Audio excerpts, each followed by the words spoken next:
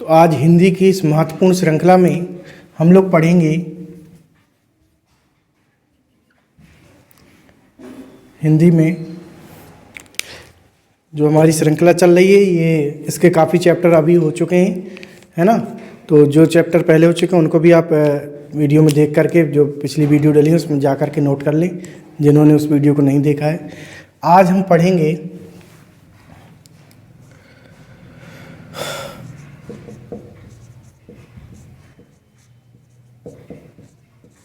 ब्राहा प्रयत्न के अनुसार हिंदी ध्वनियाँ।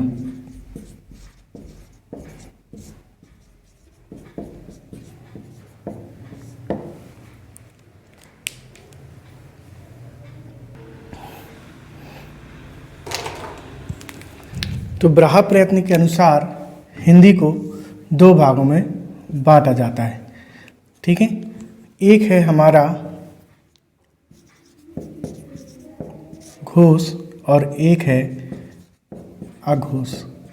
ये दो भागों में हिंदी की इन ध्वनियों को बांटा जाता है। तो इसमें 5 भाग होते हैं, जो व्यंजन होते हैं हमारे व्यंजन के 5 भाग, ठीक है। जो और सारे स्वर, इन दोनों को हम लोग बांटेंगे आज घोष और अघोष में, ठीक है। तो सबसे पहले हम लिख लेते हैं, इन सारे वर्णों को लिख लेते हैं।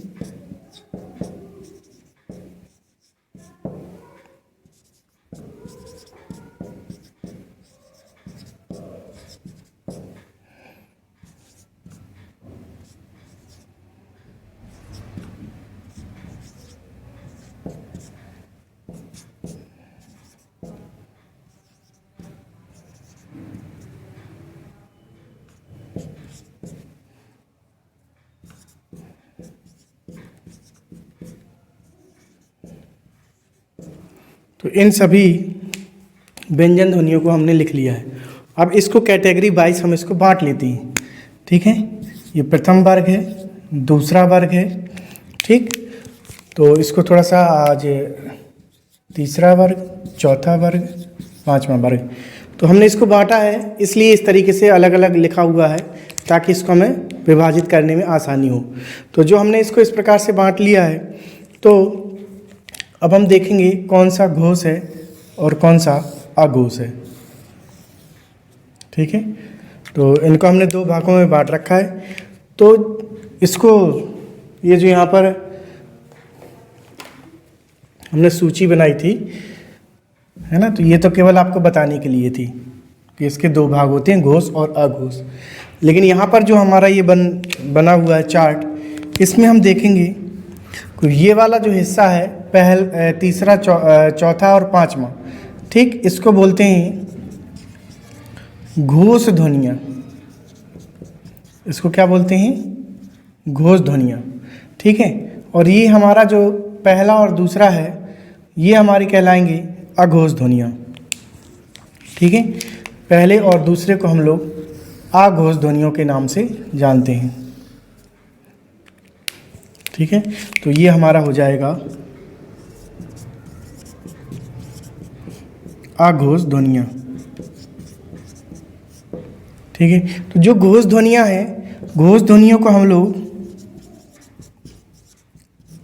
सघोष ध्वनि के नाम से भी जानते हैं, सघोष ध्वनियों के नाम से भी जानते हैं, ठीक है। तो घोष कह दो चाहे सघोष कह दो, एक ही चीज़ है। और यहाँ पर अघोष है, तो अघोष में हमारा पहला और दूसरा वर्ग आता है, जबकि घोष में क्या आता है?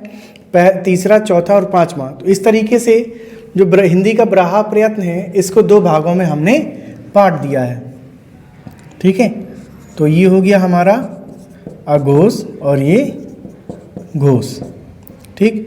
तो हमें केवल एक चीज़ और ध्यान देना है कि ये जो हमारा घोष ध्वनियाँ हैं, ठीक है, घोष ध्वनियों में ये तीसरा, चौथा और पांचवा वर्ण आता है। इसके साथ साथ ये तो आ ही गए, इसके साथ अगर हम देखें तो इसमें एक चीज़ और प्लस होती है, या, वा, रा, ला, ठीक है। ये 4 वर्ण भी इसमें प्लस होंगे आपके। तो ये तो सारे तीसरा, चौथा, पंचम वर्ण पूरा रहेगा। और ये हमारे अंतस्थ व्यंजन जो हैं, जो हमारे अंतस्थ व्यंजन हैं,